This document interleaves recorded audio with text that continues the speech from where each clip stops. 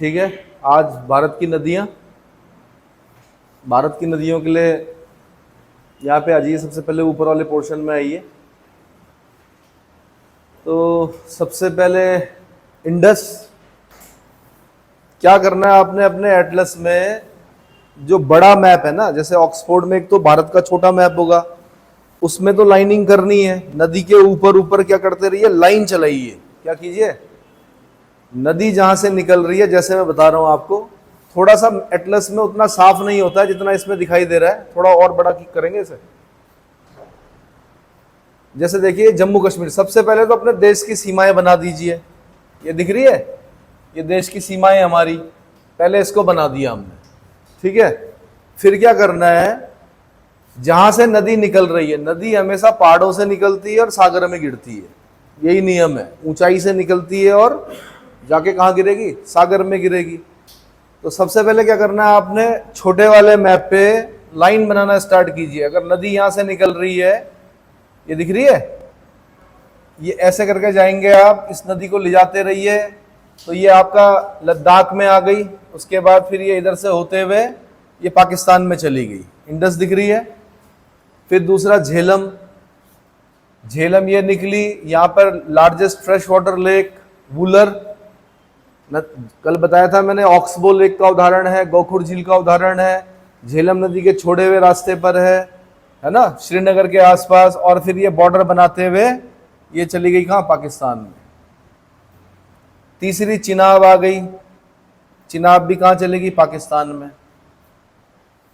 Indus, Jhelum, Chenab, फिर आ गई रावी, रावी भी आई, और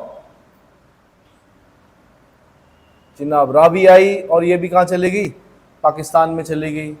फिर ब्यास आई, ब्यास भी, ब्यास का संगम भारत के अंदर ही हो रहा है, किसके साथ, सतलज के साथ। किसके साथ, सतलज के साथ। तो सबसे पहले क्या कीजिए, ड्रॉ कीजिए उसके ऊपर क्या, लाइन। या तो पेंसिल चलाइए या फिर मार्कर, पतला मार्कर जो होता है, या सॉरी क्या बोलते हैं उसको, हाइलाइटर, येलो कलर का हो या तोतिया कलर का हो। नदी के साथ साथ ये मान के चलिए कि हम नदी के साथ साथ बह रहे हैं। इतना समझ में आ गया। अब यूपीएससी के पूछने का पैटर्न क्या होता है, देखो सबसे पहले पूछेगा वो नदियों का सही क्रम क्या है। तो इंडस, झेलम, चिनाब, रावी, ब्यास, सतलुज। इंडस, झेलम, चिनाब, रावी, ब्यास और सतलुज, ये इसका सही क्रम है। क्लियर हो गया, ठीक है। फिर कौन सी नदियां अन्य देशों से आ रही है हमारे देश में, उनका जो उद्गम स्थल है, उद्गम मतलब जहां से निकल रही है, तो कहां से निकल रही है। जैसे दो नदियां आपको यहां पर दिख रही होंगी, दो नहीं है वैसे तीन है, जो इस क्षेत्र के अगल बगल से निकलती हैं। यहां पर देख रहे होंगे आप, राकसताल भी है, मानसरोवर भी है ना। इसके निकट से दो नदियां आपको इधर आते हुए दिखाई दे रही होंगी, दिख रही है। एक आपको इंडस दिखेगी, एक आपको सतलज दिखेगी। कौन सी, एक इंडस और एक सतलुज। एक नदी आपको इधर से उधर जाते हुए दिखेगी जिसका नाम है सांगपो या ब्रह्मपुत्र जिसको हम बोलते हैं। कई नाम है उसके, सांगपो भी है, अरुणाचल प्रदेश में दिहांग भी है, ब्रह्मपुत्र भी है, जमुना जी भी है, और एक नाम और है उसका, चाइनीज नाम यारलुंग। क्या है, यारलुंग, ब्रह्मपुत्र। तो आप देख रहे होंगे एक नदी, ये देख, थोड़ा और थोड़ा सा छोटा कीजिए, मैं बता देता हूं। ये देखिए एक नदी ऐसे जा रही है, ये तिब्बत वाला रीजन है पूरा, ये यहां पे अचानक से मोड़ लेती है। मैंने क्वेश्चन भी पूछा था आपसे, ऐसा क्यों होता है कि नदी आगे क्यों नहीं गई, यहां से इसने मोड़ क्यों ले लिया, और ये आते हुए फिर असम से होते हुए फिर बांग्लादेश में होते हुए बंगाल की खाड़ी में गंगा ब्रह्मपुत्र का डेल्टा बनाते हुए गिर जाती है। तो ये तीन नदियां जो हैं, बड़ी नदियां, इनका जो सोर्स है, जो मतलब निकलती हैं, ये दूसरे देश से निकलती हैं और हमारे देश में आकर क्या होती हैं, बहती हैं। इतना समझ में आ गया। तो सिंधु नदी, वैदिक नाम, इंडस का नाम सिंधु है ना। और आप और हम लोग हिंदू हैं, और मैंने आपको बता रखा कि हिंदू शब्द किन्होंने कहा, क्यों कहा, तो सिंधु से ही क्या बना है, हिंदू बना है। तो जो वैदिक नाम है उसका वो क्या है, सिंधु। बड़ी पवित्र नदी मानी गई है, कहाँ पर, अगर ऋग्वेद को हम पढ़ते हैं तो ऋग्वेद में सिंधु का उल्लेख कई बार हुआ है, जबकि गंगा और यमुना का उल्लेख क्या हुआ, कम बार हुआ है। एक क्वेश्चन, ऋग्वेद में गंगा का उल्लेख कितनी बार हुआ है और ऋग्वेद में यमुना का उल्लेख कितनी बार हुआ है? वेद पता है ना आपको, 4 वेद, ऋग्वेद, यजुर्वेद, सामवेद और अथर्ववेद। मैं पूछ रहा हूं ऋग्वेद में गंगा का उल्लेख कितनी बार हुआ है? आज भले ही हमारे लिए बहुत पवित्र नदी है गंगा, लेकिन जो आर्य थे वो कहां पर आए थे? पंजाब में रहे थे, जो कि पाकिस्तान वाला रीजन है। पंजाब, 5 नदियों के बीच का जो उपजाऊ क्षेत्र था वहां पर रहे थे। धीरे धीरे आर्यकरण हुआ, किस तरफ का? पूरब की ओर। विधेय माधव ने किया पूर्वी भारत का आर्यकरण, और विंध्याचल माउंटेन रेंज के नीचे जो आर्य संस्कृति को लेकर गए वो कौन गए? अगस्त्य ऋषि गए। कौन गए? तो वैदिक नाम पूछ लेता है, ये ज्योग्राफी में नहीं पूछेगा वैदिक नाम, वैसे पता होना चाहिए आपको, हो सकता है हिस्ट्री में पूछ ले। तो जैसे इंडस का मैंने बता दिया, सिंधु नदी। फिर झेलम का जो है उसका नाम क्या है? झेलम बताया था मैंने आपको, वितस्ता। वितस्ता मतलब झेलम। और यूनानी नाम क्या है इसका? सिकंदर और पोरस की लड़ाई हुई थी इसके किनारे, कुछ याद आया? हेडेस्पियस, हेडेस्पीज या हेडेस्पियस करके, वॉर ऑफ हेडेस्पियस, झेलम नदी के किनारे सिकंदर और पोरस की लड़ाई हुई थी, ये याद है ना? तो इसका नाम जो वैदिक नाम है, वैदिक नाम भी पूछ सकता है, तो वैदिक नाम क्या हो गया? वितस्ता, झेलम। ठीक है, और यूनानी नाम क्या हो गया? जो यूनानी इतिहासकार है उन्होंने क्या लिखा हुआ? हेडेस्पीज। ठीक है, उसके बाद चिनाब हो गया, चिनाब का वैदिक नाम क्या हो गया? अस्किनी। चिनाब का वैदिक नाम क्या है? अस्किनी। रावी का क्या नाम है? परुषणी। रावी का क्या नाम है? परुषणी। बताया था मैंने 10 राज्य युद्ध, इतिहास में पढ़ेंगे हम, बैटल ऑफ 10 किंग्स। पुरु, यदु, अनु, तुर्वस, द्रुहा और अनिल, पक्त, भलानस, शिव और विशानिन। 5 आर्य जातियां, 5 अनार्य जातियां, है ना? और एक पुरोहित थे, और दूसरी तरफ कौन थे? कौन थे? सुदास, राजा सुदास। तो राजा सुदास ने इन सबको हरा दिया था, बैटल ऑफ 10 किंग्स, ये हिस्ट्री में पढ़ेंगे। बाकी ब्यास का नाम विपाशा और सतलुज का नाम शतुद्री। सतलज का नाम शतुद्री। क्लियर हो गया? फिर इंडस के किनारे कुछ सिटी हो सकती हैं, जैसे लेह है। तो आपने ध्यान देना है, मैंने आपको बताया था जिस तरफ नदी बह रही है उस तरफ मुंह कीजिए। आपका दाहिना नदी का दाहिना होगा, आपका बायां नदी का बायां होगा। तो ऑक्सफोर्ड में देखिए, लेह जो है वो इंडस के दाहिने तट पर है या बाएं तट पर है? सब देख लीजिए एक बार चेक करके। ठीक है, फिर इन सब के उद्गम स्थल याद करने पड़ते हैं। इंडस कहां से निकली? अभी हम खाली देख रहे हैं, अभी इसकी थ्योरी नहीं पढ़ रहे हैं, अभी खाली हम देख रहे हैं है कहां कहां पर ये नदी। तो जैसे इंडस ये हो गई, झेलम, चिनाब, रावी, व्यास, सतलुज, ये क्रम याद हो गया। ठीक है, कहां से निकल रही ज्यादा नहीं कर रहे हम, हाँ हल्का फुल्का। जैसे सतलज है, तो सतलज जब एंटर करती है तो पूछेगा किस दर्रे से एंटर करती है? तो हिमाचल प्रदेश में एक दर्रा पड़ता है पास, जिसका नाम है शिव किला, शिव किले से एंटर करती है।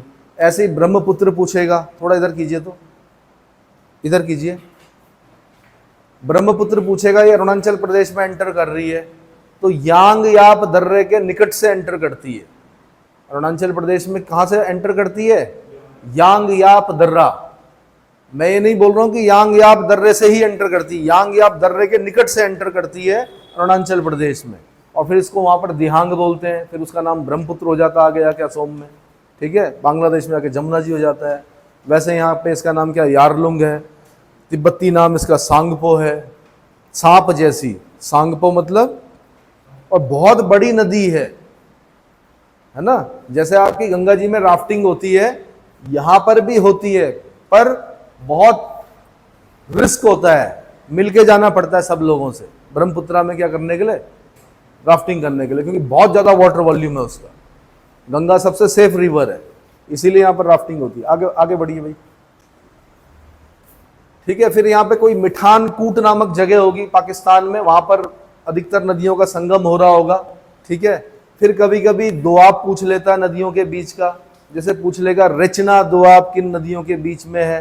तो आर से रावी, रचना, सी से चनाब, रचना दोआब किसके बीच में? रावी चिनाब के बीच में। पूछ लेगा बारी दोआब किसके बीच में है? तो ब्यास, बी से ब्यास, आर से रावी। बारी दोआब किसके बीच में हो गया? ब्यास और रावी। फिर पूछ लेगा बिस्ट जलंधर दोआब किसके बीच में है? बिस्ट, तो बी से ब्यास और एस टी से सतलुज, उसके बीच का दोआब हो गया। फिर पूछ लेगा आपसे कौन सा और कोई दोआब दिख रहा है आपको? बिस्ट हो गया, बारी हो गया, रचना हो गया, और छाछ दोआब पूछ लेगा। छाछ दोआब किसके बीच में? तो चिनाब और झेलम के बीच में क्या हो गया? छाछ दोआब होगा। अच्छा, थोड़ा एक चीज और देखना, भारत की तरफ दोआब के नाम अलग देखना, पाकिस्तान की तरफ अलग देखना। क्या इंडस और झेलम के बीच में भी कोई दोआब है? कल बताया था मैंने, तक्षशिला विश्वविद्यालय है ना, तब क्वेश्चन आया था कभी, यूपीएससी ने पूछा था कि आधुनिक नाम क्या सिरकप, किन दो नदियों के बीच? तो इंडस और झेलम के बीच में वो बताया जाता है कि वो विश्वविद्यालय था कभी। ठीक है,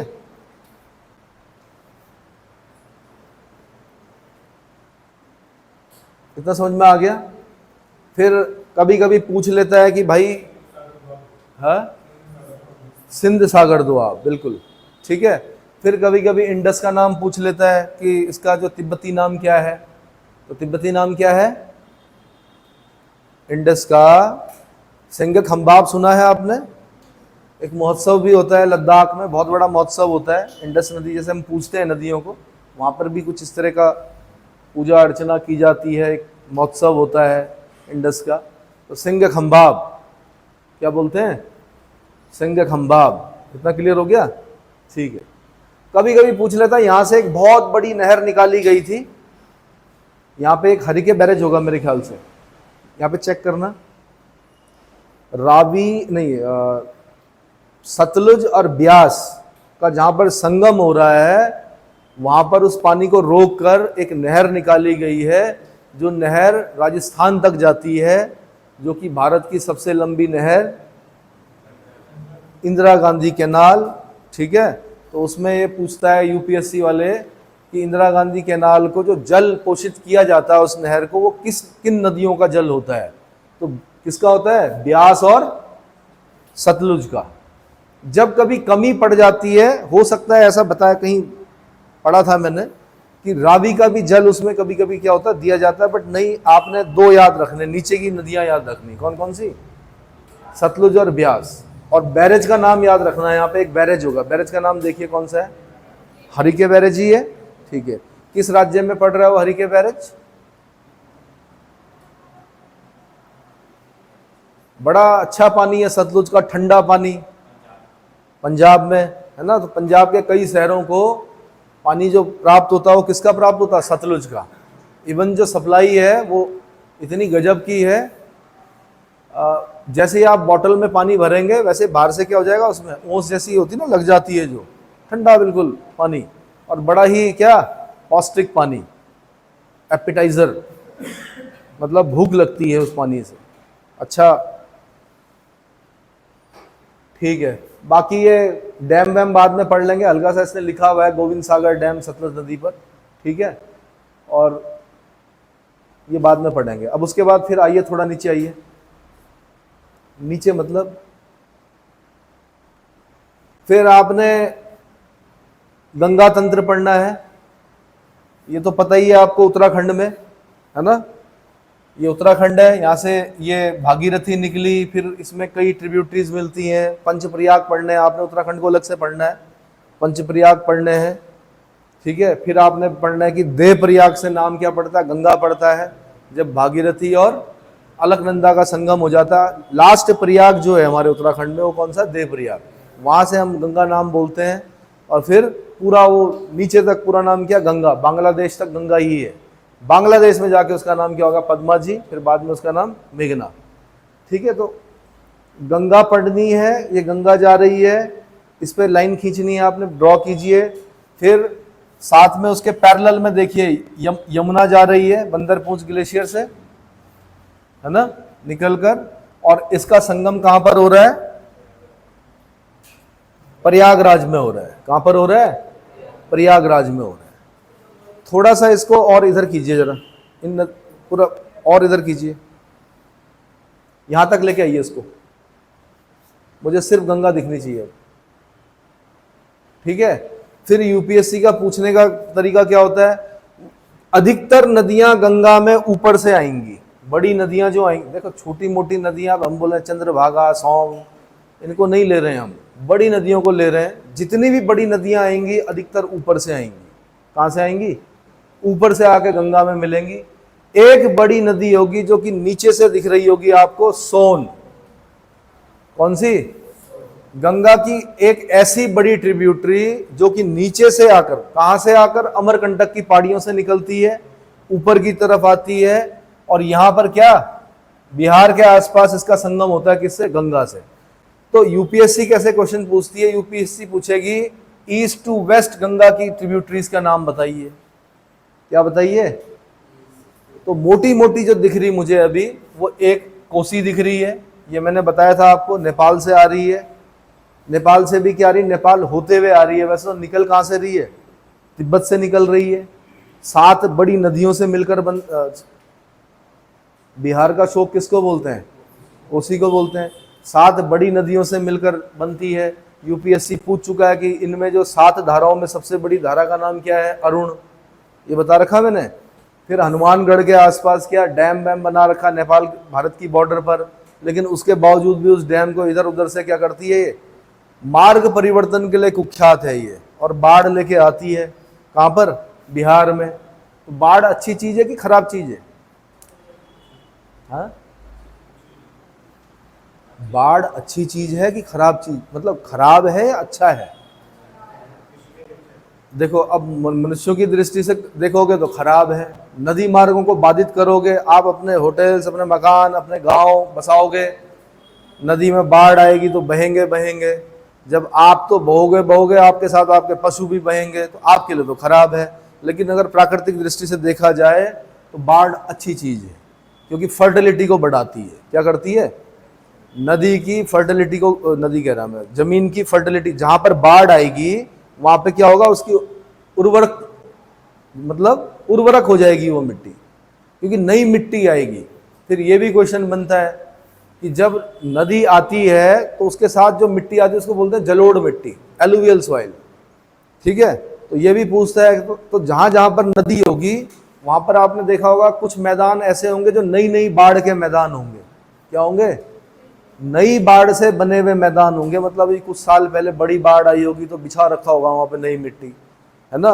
और एक ऐसे मैदान होंगे जो पुरानी जलोढ़ मिट्टी होगी। तो ओल्ड बांगर न्यू खादर, ऐसे फॉर्मूला याद कर लीजिए। ओल्ड बांगर, जो पुराने जलोढ़ के मैदान होंगे, पुरानी बाढ़ के मैदान होंगे, उनको क्या बोलते हैं? बांगर। क्या बोलते हैं? बांगर। और जो नई जलोढ़ मिट्टी के मैदान होंगे उनको क्या बोलते हैं? खादर। तो ओल्ड बांगर न्यू खादर, हो गया याद? ओल्ड बांगर न्यू खादर।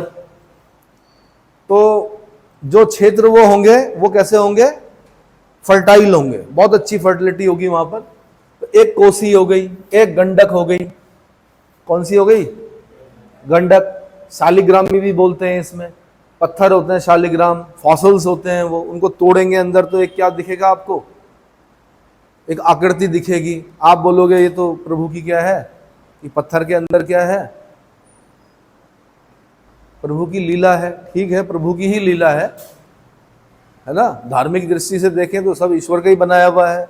लेकिन क्या है, वो एक करोड़ों साल पहले कोई समुद्री जीव जो कि टेथिस सागर में तैर रहा था, है ना, गोंडवाना प्लेट के, यूरेशियन प्लेट के टकराकर उसके नीचे घुस जाने से जब क्या हुआ, फोल्ड पड़ा, और ग्रेटर हिमालय, मिडिल हिमालय और ग्रेटर हिमालय और मिडिल हिमालय के सेडिमेंटेशन से शिवालिक रेंज का जब निर्माण हुआ तो उनके बीच में वो फॉसिल्स क्या हो गए, मतलब सागर से क्या हो गए, सागर की सेडिमेंटेशन के साथ ऊपर उठ गए। वो क्या हो गए?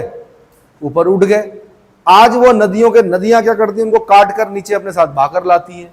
लोग उनको ढूंढते हैं, फिर उनको क्या करते हैं? उनको तोड़ा जाता है बीच में से, फिर उसकी पूजा की जाती है किसके रूप में? तुलसी दल के साथ विष्णु के रूप में, भगवान विष्णु के रूप में। तो क्या कहा जाता है उसको? शालिग्राम कहा जाता है। क्या कहा जाता है? शालिग्राम का है। तो शालिग्रामी भी नाम हो गया गंडक का। फिर एक मुझे घाघरा दिख रही है, दिख रही है, एक मुझे गोमती दिख रही है ना। एक अगर और इधर आएंगे तो नेपाल और उत्तराखंड की बॉर्डर पर एक काली भी होगी, शारदा जिसको बोलते हैं। तो क्रम यूपीएससी के हिसाब से जब आप करोगे तो क्रम ढूंढना आपने, ईस्ट टू वेस्ट सही क्रम क्या है। अब और इधर से अगर मैं आता हूं, थोड़ा और इधर लाएंगे आप, और इधर लाएंगे इस मैप को, भारत दिख रहा है ना आपको, और इधर आएगा नहीं आएगा, लास्ट है। तो देखो ये ब्रह्मपुत्र आ गई। अब अगर मैं ऐसे देख रहा हूं तो एक लोहित नदी ब्रह्मपुत्र की ट्रिब्यूटरी है। लोहित नदी क्या है? ब्रह्मपुत्र की ट्रिब्यूटरी है। सुबनसिरी भी किसकी ट्रिब्यूटरी है? ब्रह्मपुत्र की ट्रिब्यूटरी है। मानस जो है वो ब्रह्मपुत्र की ट्रिब्यूटरी है। तीस्ता जो है ऊपर से मिलने वाली, बता रहा हूं मैं, ऊपर से जो दिख रही है, तीस्ता जो है सिक्किम से निकलकर बांग्लादेश में ब्रह्मपुत्र से मिल रही है। ये यूपीएससी का क्वेश्चन है। सिक्किम दिख रहा है आपको? ये सिक्किम है, इधर नेपाल लग गया, इधर भूटान लग गया, यहां से आकर ये बांग्लादेश में किससे मिल रही है? ब्रह्मपुत्र से मिल रही है। ऐसा भी कर सकता है कि भाई क्रम क्या है, सही क्रम क्या है। तो देखो इधर लोहित हो गई, ब्रह्मपुत्र हो गई, सुबनसिरी हो गई, मानस हो गई, तीस्ता हो गई, कोसी हो गई, गंडक हो गई, घाघरा हो गई, गोमती हो गई। और घाघरा से पहले इधर में घाघरा की ट्रिब्यूटरी है कौन? शारदा। शारदा जो काली नदी ऑब्लिक शारदा है वो आगे जाके क्या बनती है? घाघरा बनती है। ठीक है, इधर काली हो गई और फिर ये गोमती हो गई। गोमती को स्पेशल इसलिए कंसिडर कर रखा उसने क्योंकि लखनऊ गोमती नदी के किनारे है, अपने मेंढर के लिए बड़ी प्रसिद्ध है नदी। मोड़ आते हैं इसमें आगे चलकर। ठीक है, नीचे से मैंने बता दी सोन। अब आप कहेंगे कि नीचे से यहां से भी दिख रही, ये सब यमुना की ट्रिब्यूटरी है। चंबल यमुना में मिल रही है, बेतवा यमुना में मिल रही है, केन यमुना में मिल रही है। दिख रहा है? मतलब आपको हाइलाइटर चलाना पड़ेगा तभी समझ में आएगा। पहले छोटे मैप पे फिर बड़े मैप पे। जब आप नदियों के साथ चलोगे तब आप समझ पाओगे। पहली बार में सिर्फ मार्कर चलाना है, दूसरी बार में अपना दिमाग फिर करना है कि ये किन किन राज्यों से होकर जा रही है। अब हमने मोटा मोटा तो पढ़ लिया, गंगा यहाँ से निकली, उत्तराखंड से निकली और बह गई, लेकिन गंगा किन किन राज्यों से होकर जा रही है ये देखना है आपने। ट्रिब्यूटरी जो है वो कौन कौन से राज्य में है। अगर कोसी है तो वो बिहार में है, जबकि गोमती है तो वो उत्तर प्रदेश में है। दिख रही है? अरे इतना दिख रहा है। घाघरा है तो वो उत्तर प्रदेश में दिख रही है। और जहां पर संगम होंगे वहां पर अगर कोई बड़े शहर हैं तो बड़े प्रसिद्ध होते हैं, क्योंकि अभी आपने एक लिस्ट ऐसी पढ़नी है कि कौन सा शहर भारत का किस नदी के किनारे है। एक तो विश्व में पढ़ लिया कि कौन कौन से शहर किस नदी के किनारे, ऐसे यहां पे ही पढ़ने हैं आपने। ठीक है, अब यहां ये चंबल होगी। ठीक है, अभी हम उसका ये नहीं पढ़ रहे हैं कि कहां से निकल रही, कहां को जा रही, ये नहीं पढ़ रहे हैं। अभी हम खाली जगह देख रहे हैं। ये जो मैपिंग है, ज्योग्राफी क्या कर रही है, आपको खाली जगह दिखा रही है कि भैया है कहां नदियों का। अधिकतर नदियां आपको दिखेंगी बंगाल की खाड़ी में जाएंगी। कहां को? एक तो वो वाली चली गई कहां? पाकिस्तान। ये वाला चला गया इधर। इसका मतलब ढाल जो है नदियों का वो किस तरफ को है? बंगाल की खाड़ी की तरफ है। थोड़ा ऊपर करो अब, है ना। अब देखो चंबल भी ऐसे तो है नहीं कि अकेले बनी होगी, चंबल पे भी कई नदियां फिर ट्रिब्यूटरी पढ़नी है आपने। बनास किसकी ट्रिब्यूटरी है? चंबल की है। दिख रही है ना। ये चंबल है। चंबल पे फिर डैम भी पूछेगा तो राणा प्रताप सागर डैम भी होगा, गांधी सागर भी होगा, जवाहर सागर भी होगा। राणा प्रताप सागर क्यों होगा? क्योंकि उधर राजस्थान लग गया, सम्मान देना है राजस्थान को, राणा जी को, तो राणा प्रताप सागर कर दिया। इधर वालों ने क्या कर दिया? गांधी सागर, मतलब जो रिजर्वायर हैं उनके नाम रख दिए, गांधी सागर और जवाहर सागर। समझ में आ रहा है? फिर क्या होगा? एक ये पार्वती भी चंबल की ट्रिब्यूटरी होगी, बेतवा यमुना की ट्रिब्यूटरी होगी। फिर यहां से यूपीएससी क्वेश्चन पूछ लेगी, क्योंकि ये मध्य प्रदेश वाला रीजन है। पूछेगा कि भोपाल किन दो नदियों के बीच में है? भोपाल नाम सुना है ना, मध्य प्रदेश में। तो फिर आपने बोलना पार्वती और बितवा, बेतवा। तो याद करने के लिए पार्वती और उनका बिटवा, इंग्लिश में पढ़ने में बिटवा ही लगता है, वैसे बेतवा है ये। पार्वती और बेतवा के बीच में पड़ता है क्या? भोपाल। समझ में आ गया? ठीक है। फिर ये हो गया। अब यूपीएससी ने एक बार क्या किया, एक जमाने में, आज नहीं, अब आप तो शायद तब पैदा भी नहीं हुए थे, मुझे लगता है कि सन 1997, 97, 98 के आसपास एक पेपर में खाली चित्र बनाया और ऐसा कर दिया, देखो यूं, बस ये अलग बना दिया। उन्होंने कहा क्या है ये, क्या इस तरह का एक डायग्राम बनाया डॉटेड में और कहा क्या है ये। तो ये नदी का क्या है, मतलब अधिकतर नदियां आपको इधर को दिख रही हैं, बट ये दो नदियां आपको इधर को दिखेंगी। कौन सी? एक नर्मदा दिख रही है और एक तापी। बाकी ये बताने की जरूरत नहीं है कि नर्मदा के ऊपर विंध्याचल माउंटेन रेंज है, ये बताने की जरूरत नहीं कि नर्मदा के नीचे सतपुड़ा माउंटेन, ये सब बता चुका हूं मैं। सतपुड़ा की हाईएस्ट पीक धूपगढ़, उसके नीचे सतपुड़ा के नीचे ताप्ती है, ये बता रखा है। साथ में बता रखा रिफ्ट घाटी है, विंध्याचल माउंटेन रेंज और सतपुड़ा के बीच में क्या, रिफ्ट घाटी है ना। फिर ये इंदिरा सागर रिजर्वायर, सरदार सरोवर परियोजना, फिर नर्मदा बचाओ आंदोलन, बहुत सारे क्वेश्चन बने। फिर मेधा पाटकर का नाम, ये सब नर्मदा से आएगा, नर्मदा से क्वेश्चन बने।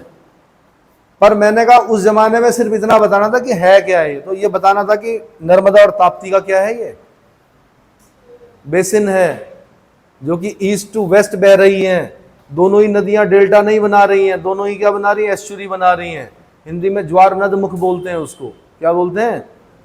फिर इस पर परियोजनाएं भी पढ़नी है, अभी आगे चलकर पढ़ेंगे हम, पहले खाली जगह देख लो। पर मोटा मोटा ऐसा होता ना कि मैं हल्का हल्का आपको एडिक्ट करता हूं। जैसे ताप्ती है तो हल्का सा याद कर लो यार, उकाई परियोजना किस पे है, ताप्ती नदी पर है। सूरत शहर किस नदी के किनारे, ताप्ती नदी के किनारे है ना। नर्मदा के किनारे अगर कोई बड़ा शहर होगा तो वो याद करना है आपने। समझ में आ रहा है? अरे भाई इतना समझ में आ रहा है? हाँ। तो देखो दो ही चीजों से ज्ञान प्राप्त होगा, या तो साधु बन जाओ, चारों कुंभ नहाओ, अपने आप पता चल जाएगा आपको कौन सी नदी कहां। पर उसमें भी आपको इतना आइडिया नहीं आएगा। ज़्यादा ज़्यादा आप हरिद्वार कुंभ में गंगा जी में नहाओगे तो रूट थोड़े पता चलेगा। दूसरा आप इलाहाबाद प्रयागराज में जाओगे, तीसरा आप कहाँ जाओगे, हाँ जी, कहाँ कहाँ होते हैं कुंभ, नासिक में जाओगे। अब नासिक किस नदी के किनारे, गोदावरी नदी दिख जाएगी आपको वहां पर। और एक आप जाओगे कहाँ, उज्जैन में महाकालेश्वर टेम्पल, जहां शमशान की राख से क्या होता है, भगवान शिव का श्रृंगार होता है ना।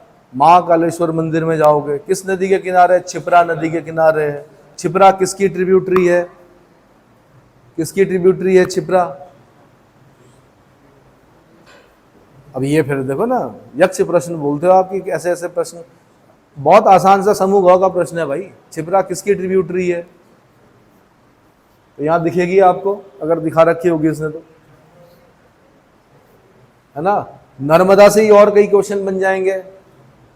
धुआंधार जलप्रपात पूछ लेगा वो, क्या पूछेगा, धुआंधार जलप्रपात किस नदी पर है, नर्मदा पर है ना, जबलपुर के आसपास। धुआंधार के अन्य नाम क्या है, धुआंधार के अगल बगल एक अन्य नाम भी होता है, कपिल धारा, नर्मदा नदी पर है ना। इस तरह का क्वेश्चन बनेगा। इसका मतलब जबलपुर नर्मदा नदी के किनारे हुआ। तो अभी देखेंगे हम, अभी तो सब देखना है। अभी तो हमने ये भी देखना, ट्रॉपिक ऑफ कैंसर के किनारे सबसे नजदीक शहर कौन सा है। अभी वहां पर तो आए ही नहीं हम लोग, है ना। अभी तो नदियां दिखा रहा हूं मैं आपको। फिर नदियों के किनारे जितने शहर होंगे, जैसे पूछ लेगा हैदराबाद किस नदी के किनारे, तो भैया मूसी नदी के किनारे। फिर पूछेगा मूसी किसकी ट्रिब्यूटरी, और 50 बार बता चुका हूं आपको। अब फिर दोबारा किम करते भी मूड, मूसी किसकी ट्रिब्यूटरी, अभी आ रहे हैं वहां नीचे हम, है ना। फिर बोलते हो यार, डांटते हैं, प्रसाद देते हैं कि सुबह सुबह, वैसे ही ब्रेकफास्ट करके नहीं आते आप लोग। जरूरी नहीं है इतना, विद्यार्थियों को भोजन के पीछे ज्यादा वो नहीं करना चाहिए, वेरी गुड। इतनी देर में तो पेपर छूट जाता है, जितनी देर में आपने उत्तर दिया।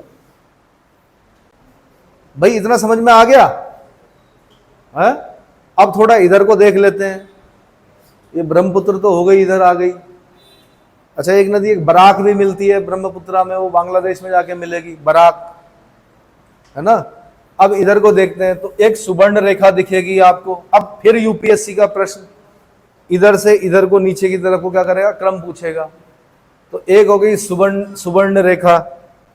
और सुवर्ण रेखा का नाम हम कहां पढ़ते हैं वैसे? हाँ जी, ये सुवर्ण रेखा इतनी छोटी क्यों दिखा रखी भाई?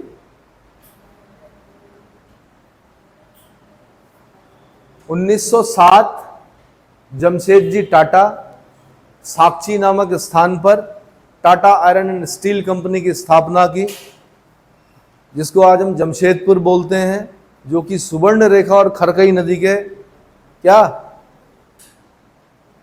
बीच में या संगम पर अवस्थित है।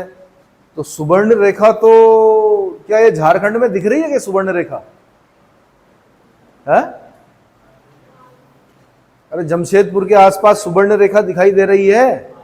सुवर्ण रेखा और खरकई, जिसका वर्ण अच्छा हो, सुवर्ण, बाद में वो उसका बिगड़ कर क्या बन गया, स्वर्ण, सोने को बोलते हैं, गोल्ड को। सुवर्ण, जिसका वर्ण क्या हो, वर्ण मतलब रंग, सुवर्ण रेखा। फिर उसके बाद ब्राह्मणी आ गई, दिख रहा है, ब्राह्मणी दिख रही है। फिर उसके बाद महानदी आ गई। महानदी उड़ीसा में दिख रही होगी आपको, 5 किलोमीटर लगभग, 5 नहीं बोल रहा हूं एग्जैक्ट में, 4000 समथिंग, 5 किलोमीटर लंबा डैम हीराकुंड डैम, सबसे लंबा डैम भारत का। ऊंचा नहीं बोल रहा हूं, क्या बोल रहा हूं, लंबा डैम। यहां से गए 5 किलोमीटर, फिर 5 किलोमीटर वापस, मॉर्निंग वॉक 10 किलोमीटर की डैम के ऊपर। तो हीराकुंड डैम कहां पर, उड़ीसा में। इसकी ट्रिब्यूटरी कौन, तेल, है ना। फिर ये चिल्का लेक हो गई। फिर अब नीचे आ जाओ, थोड़ा और ऊपर करो, इसे ऊपर करो। फिर आ जाओ गोदावरी पर। सबसे पहले बड़ी नदी पर एक कलर से क्या करें, जो मेन नदी है उसको एक कलर के हाइलाइटर से हाईलाइट करें, और जो उसकी ट्रिब्यूटरीज हैं उनको दूसरे कलर के हाइलाइटर से क्या करें, दिखाएं। गोदावरी ये दिख रही है, अभी बोला था मैंने, नासिक गोदावरी नदी के तट पर है। नासिक में भी कुंभ लगता है, लगता है? विटिकल्चर, नासिक में जाओगे तो क्या दिखेगा वहां पे आपको, विटिकल्चर। विटिकल्चर किसको कहते हैं, विटिकल्चर, अंगूर, ग्रेप्स, है ना। और फिर किशमिश मिलेंगे आपको सस्ते नासिक में, ऐसा बताया जाता है। अंगूर से ही बनते हैं किशमिश, उसी को सुखा के बनते हैं किशमिश। तो नासिक, फिर यहीं पर एक नांदेड़ जगह पड़ेगी आपको, वहां से क्वेश्चन बना हुआ। नांदेड़ नाम सुना है, सोना मना है भाई, सोना नहीं है सुबह सुबह। नांदेड़ नाम सुना है, 10वें सिख गुरु हमारे गुरु गोविंद सिंह जी, उनकी हत्या कर दी एक अफगान ने चाकू घोंपकर। कहां पर की, नांदेड़ में की, इतिहास में लिखा हुआ है ऐसा। तो नांदेड़ भी गोदावरी नदी के तट पर है ना। उसके बाद ये दिख रहा है आपको, इसकी फिर ट्रिब्यूटरी पे जाओ गोदावरी की, पेनगंगा, वेनगंगा,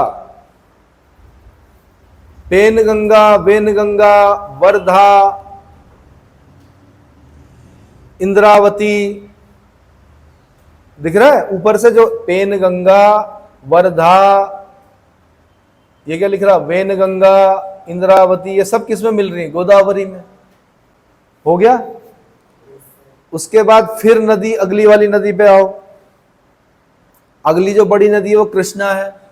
कृष्णा नदी ये ऐसे करके बनाओ पूरी, ये डेल्टा है कृष्णा का, ये गोदावरी का डेल्टा। कल बताया भी था मैंने, कोलेरू लेक है इनके बीच में, इन डेल्टाओं के बीच में। अब कृष्णा नदी की ट्रिब्यूटरी कौन, भीमा। भीमा, इधर से तुंगभद्रा, है ना,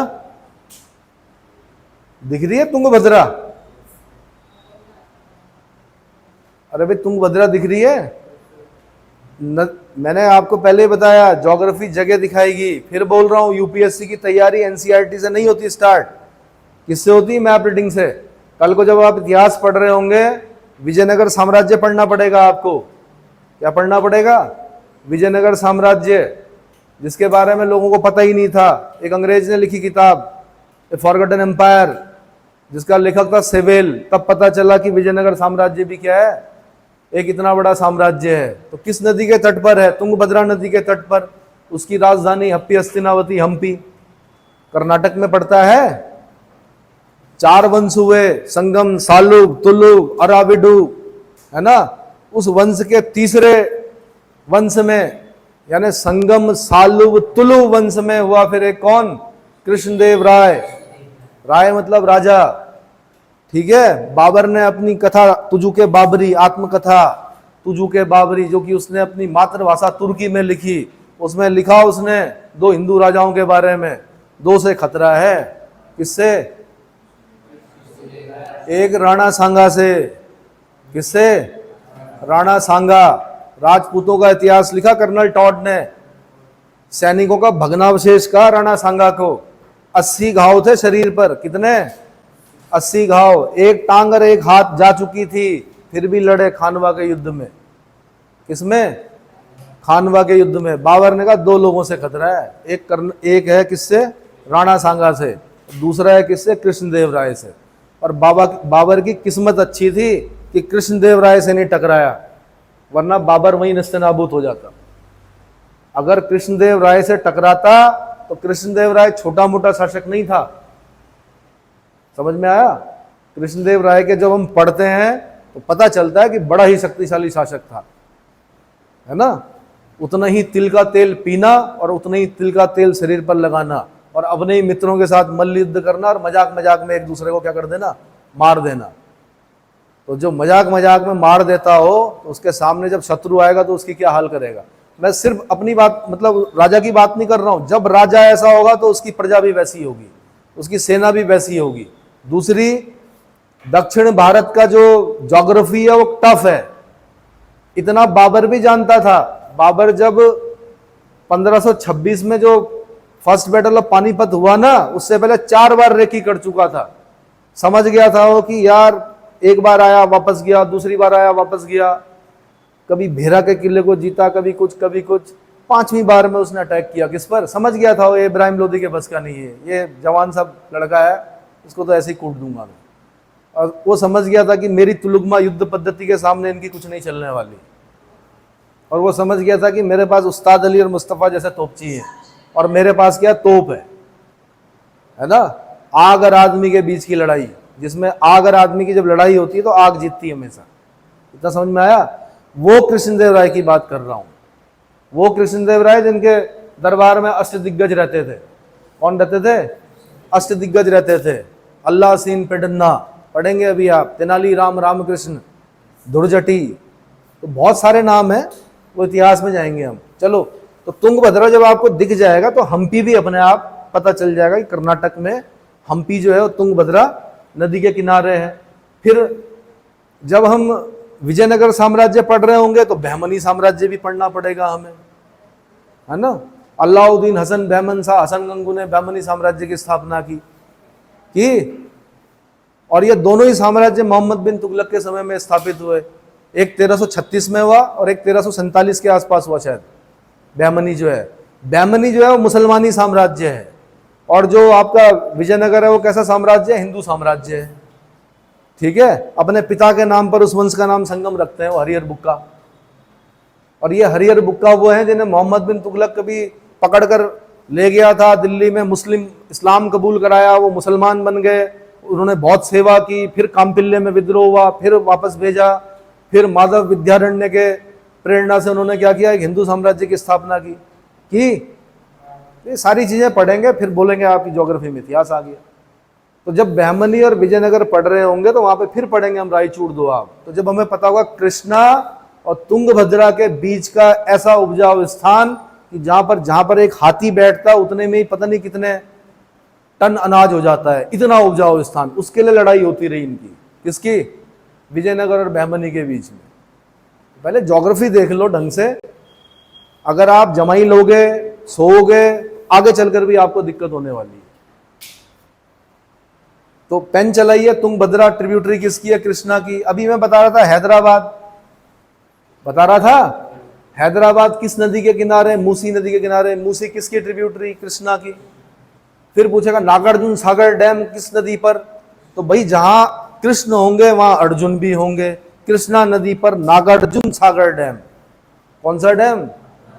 नागार्जुन। अर्जुन नाम आ गया तो इसका मतलब कृष्ण, मतलब ये याद करने के तरीके होते हैं, या तो विजुलाइज करके याद करो या कुछ कोड बनाओ जो हमेशा के लिए याद हो जाए। समझ में आ रहा है?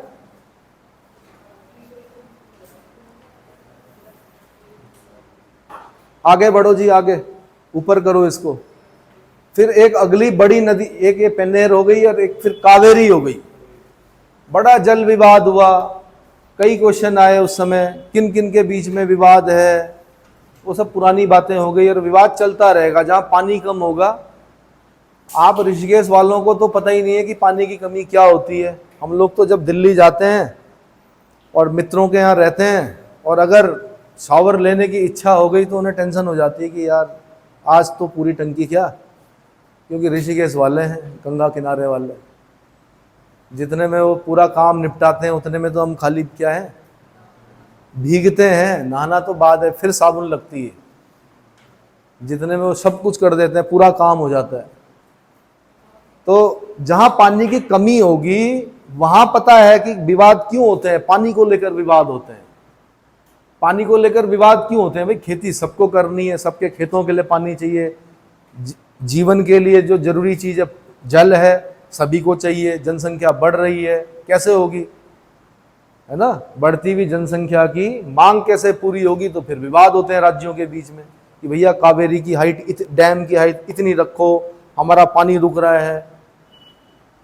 और उसका सबका कारण क्या है? वेस्टर्न घाट। क्या है? अब आप बोलोगे वेस्टर्न घाट का क्या है यार, ना लेना एक ना देना दो। तो वेस्टर्न घाट इसलिए, थोड़ा नीचे करना, ये वेस्टर्न घाट है, ये दिख रहा है, दिख रहा है। अब साउथ वेस्ट मानसून आया, क्या आया? साउथ वेस्ट मानसून आया, टकराया किससे? अगर ये वेस्टर्न घाट यहां पर ना होता, थोड़ा बीच बीच में होता या इस तरफ होता, तो मानसून इधर को टकराता, इधर पूरी बारिश होती, है ना? पर क्या है कि बिल्कुल कोने पे है वेस्टर्न, इधर टकराया तो इधर तो एवरग्रीन फॉरेस्ट टाइप, झरने ही झरने, नदियां ही नदियां बरसात में खासकर, और इधर वृष्टि छाया प्रदेश, windward side and leeward side. Windward side में तो इतना पानी की पिकनिक मना रहा था परिवार, तब तक ऊपर से ऊपर हुई होगी बारिश। वेस्टर्न घाट के ऊपर की पहाड़ियों में पूरा का पूरा परिवार क्या बह जाते हैं यहाँ पे लोग, वीडियोस भी देखे होंगे आपने, इतना तेज। लेकिन ये समस्या है कि जल है, पानी है, बहुत है, लेकिन सीजनल है। बरसात के टाइम पर भयंकर नदियां चल रही हैं, राफ्टिंग हो रही है नीचे बेंगलुरु में, बेंगलुरु के आसपास के जो एरियाज हैं। लेकिन क्या है, बरसात खत्म, पता ही नहीं चलता कि नदियां भी थी, हल्का फुल्का कुछ महीनों तक चलेगी। तो इधर तो क्या हो गया, इधर पानी पानी और इधर वृष्टि छाया प्रदेश। वृष्टि छाया प्रदेश मतलब बारिश की कमी, जल की कमी। जहां जल की कमी होगी तो वहां विवाद होंगे, है ना? फिर जैसी ज्योग्राफी होगी फिर वहां के लोग वैसे होंगे। एक बार पूछा यूपीएससी ने शिवाजी के उदय का कारण क्या था, तो पता चला शिवाजी के उदय का कारण वहां का भूगोल था। क्या था भाई? भूगोल अगर कठिन होगा तो वहां का व्यक्ति भी कठिन होगा। पहाड़ का जो बच्चा होगा हमारे ऊपर, गढ़वाल कुमाऊं का जो बच्चा होगा वो बहुत स्ट्रांग होगा। शहर का जो बच्चा होगा वो कितना भी जिम कर ले, कितना भी भाग ले, उसके अंदर वो स्ट्रेंथ नहीं होगी जो ऊपर वाले की होगी। समझ में आ रहा है? वो ट्रैकिंग में आते हैं, कई बॉडी बिल्डर्स आते हैं, सारे इक्विपमेंट लेकर, पता नहीं क्या क्या लेकर आते हैं, है ना? और फिर बताते हैं नीचे कि हम जिम करते हैं, हम 6 किलोमीटर भागते हैं, ऐसा होता है वैसा होता है। और जब ऊपर जाते हैं, जैसे 4000 मीटर हाइट होती है, एल्टीट्यूड सिकनेस शुरू होती है, दिमाग में हथौड़े बजने शुरू होते हैं, तबीयत खराब होनी शुरू हो जाती है उनकी। कारण क्योंकि वो उस जलवायु का क्या नहीं है। फिर थोड़ी सी ठंड लग गई तो फिर बीमार हो गए। पहाड़ का बच्चा है, बचपन से पैदा ही वहीं हुआ, बर्फ में खेल रहा है ना, छोटी छोटी चीजों को लेने के लिए दूर दूर जाना पड़ रहा है, स्कूल पैदल जा रहा है, जंगल के बीच से जा रहा है। बालिकाएं इतना काम कर रही हैं, आप सोच भी नहीं सकते उत्तराखंड की महिलाओं को कितना काम है। समझ में आ रहा है? सारा बर्डन उन पर है। मनी ऑर्डर इकोनॉमी थी, पुरुष सारे नीचे, सारा बर्डन महिलाओं पर। सास ससुर की देखरेख से लेकर, बच्चों की देखरेख से लेकर, घर के काम। सास ससुर अलग हैं, बच्चे अलग हैं, पशु अलग हैं। पशु में भी ये नहीं कि बहुत ज्यादा प्रोडक्शन हो रहा है मिल्क का, टी कप काओ, साथ में बैल, बॉन्साई छोटे बैल, जिन्होंने कि क्या करना है, हल जोतना है, ठीक है, उनको भी पालना है, उनके लिए घास भी लाना है, बच्चों को भी देखना है, बुजुर्गों को भी देखना है, खेती भी करनी है, गुड़ाई भी करनी है, निराई भी करनी है। और ऐसा नहीं है कि शॉवर लगे हुए घर में, पानी भी लेने जाना है दूर धारे पनेरों में, ठीक है। और फिर ये भी नहीं कि खेत ऐसे ही हो रहे अपने आप, फिर जंगलों से पत्ते भी लाने हैं, गोबर में मिलाना है, फिर खेतों में डालना है, पता नहीं कितना काम। 3 बजे से कार्य शुरू, लेकिन चेहरे पे क्या प्रसन्नता, चेहरे पे क्या प्रसन्नता। और आप लोगों के चेहरों पर मायूसी, उदासी, निराशा, हताशा, जैसे ऐसा लग रहा कि बस पूरा देश का बर्डन आप लोगों पे आ गया हो, है ना। किसने लिया? तृष्णा किसकी थी, इच्छा किसकी थी बनने की? आप लोगों की थी। अब दुखी बैठे हुए कि इतना पढ़ना पड़ेगा। तो दरअसल मजाक बना रखा लोगों ने तैयारी को। थोड़ा सा पढ़ना था कि कई आते हैं मेरे यहाँ पे, उतने से पता चल जाता है ये व्यक्ति किस तरह का एस्पिरेंट है। थोड़ा सा जीएस पढ़ना था जी। अरे भैया थोड़ा क्या होता है, सामान्य अध्ययन नाम है उसका, बड़ा असामान्य होता है, पढ़ाने वाले को पता होता है। जवानी चली जाती है, सर पे बाल नहीं रहते, जो पढ़ाने वाला होता है। पढ़ने वाला का तो क्या है, आपने 1-2 साल पढ़ा, 1-1.5 साल पढ़ा, तैयारी की निकल लिए। हम लोग तो चल ही रहे ना, सतत पढ़ा ही रहे हैं उसी चीज को। अब हंसते हैं यार बालों पे, पता नहीं क्यों हंसते हो आप लोग। मेधावी मानव की पहचान है। करोड़ों साल, लाखों साल, हजारों साल पहले क्या हुआ, एक रिश्ता गया, किसका भाई, एक बालिका के लिए रिश्ता आया। एक बालिका मतलब बंदर थे उस समय, क्या थे, बंदर थे। तो एक बंदर बालिका के लिए बंदर बालक का रिश्ता आया। बालिका ने मना कर दिया, मुझे इससे विवाह नहीं करना। चलो बंदरिया ने मना कर दिया, मुझे इस बंदर से विवाह नहीं करना। कारण पूछा गया, भाई क्यों नहीं करना है? कि इसकी पूंछ नहीं है। क्या नहीं है? इसकी पूंछ नहीं है। उस जमाने में पूंछ ना होना बहुत बुरा माना गया।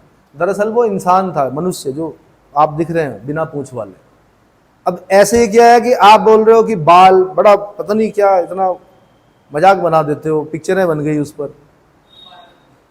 मेधावी मानव आने वाले समय में जो होगा, उसके सर पर क्या, उसके जो दिख रहे हैं ना ये कुछ, शरीर पर कोई बाल नहीं होंगे। तो मान के चलो आप, हम लोग तो बड़े प्रसन्न हैं।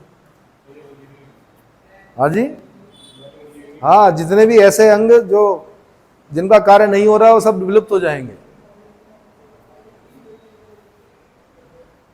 फिलहाल अगर आप तप करेंगे, देखो 2-3 चीजें होती है, एक हेरिडिटी होती है, एक तप। तप करेंगे तो सिर गर्म होगा, गर्म होगा तो होगा बंजर होगी जमीन वहां पर। चलिए जी आगे बढ़िए। मतलब इसमें ना परेशान होने की आवश्यकता नहीं है। तैयारी के दौरान कई लोगों के हेयर फॉल होगा, बिल्कुल होगा। जब मैं क्लास में देखता हूं तो बालक ही नहीं, बालिकाओं के भी क्या होते हैं, हेयर फॉल होते हैं। बालिकाएं जल्दी से उनके पूरे बाल नहीं उड़ते हैं, उनके हार्मोन्स अलग है। बालकों के कई बार होते हैं ज्यादा टेंशन लेने से। कर्म करो ना, टेंशन मत लो ज्यादा भाई। टेंशन लोगे तो ओबियस होगा। थोड़ा उनको, जैसे आप अपने को आहार देते हो, उनको भी पौष्टिक चीजें देते रहो तो बच जाएंगे। ब्राह्मी खाइए, हिमालय पे होती है, ब्राह्मी बूटी होती है। किसी भी दुकान पे जाइए पंसारी की, वहां से ब्राह्मी का चूर्ण लेके आइए, उसको खाइए, दिमाग को ठंडा रखेगा आपके, है ना। तंबाकू खाने से नहीं बढ़ता दिमाग। कहीं आप सोचे कि बिहार के लोग तंबाकू खाते हैं इसलिए आईएएस बनते हैं, कहीं पता लगा तंबाकू खाने लग गए। ब्राह्मी खाइए, ठंडी चीजें दिमाग को ठंडा करें, उन्हें खाइए। आगे बढ़िए भाई, बातों में मत लगाइए, आगे बढ़िए। ये कावेरी नदी दिख रही है, विवाद हुआ, विवाद हुआ कई राज्यों के बीच में चलता रहता है। बाकी मैंने हल्का फुल्का बता दिया। ये वैगई नदी दिख रही है आपको नीचे, आपसे पूछेगा मदुरई किस नदी के तट पर है। मदुरई सुना है, कहां पड़ता है? मदुरई मीनाक्षी टेम्पल है वहां पर। कौन सा टेम्पल? मीनाक्षी मंदिर है। और मंदिर छोटे मोटे नहीं है। दक्षिण भारत के लोग उत्तर भारत में आके बोलते हैं आपके मंदिर उत्तराखंड में खासकर बहुत छोटे हैं। अरे भैया हमारे यहाँ नहीं है, इग्नियस रॉक नहीं है हमारे यहाँ, पत्थर हैं लेकिन उस प्रकार के नहीं है कि हम बहुत बड़े क्या बना सकें। और हमारे यहाँ रेक्टर स्केल पे 9 के भूकंप भी आए हैं, हम नहीं बना सकते 13 मंजिल और 15 मंजिल। आस्था बड़ी होनी चाहिए। क्या होनी चाहिए?